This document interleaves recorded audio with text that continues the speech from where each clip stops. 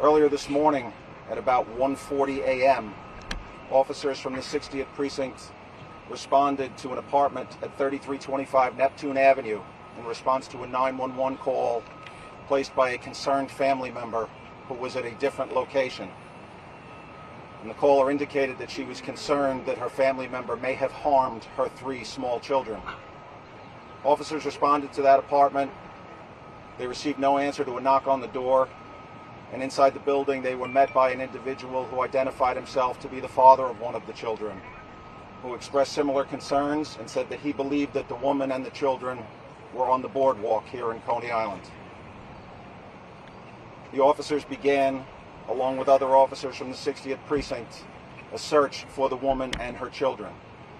That involved canvassing the boardwalk, the beach, the streets of Coney Island Hospital, and her own apartment at 3325 Neptune Avenue, where the officers found the door unlocked.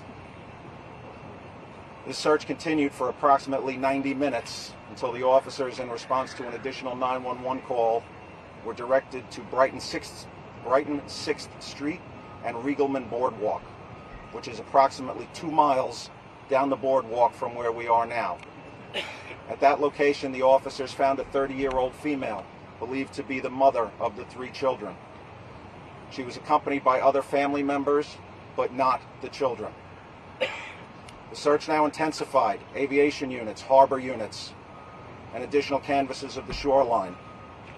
At about 4:42 this morning, the officers discovered 3 children, a 7-year-old male, a 4-year-old female, and another female who was approximately 3.5 months old, on the shoreline here at the water's edge at West 35th Street in Coney Island.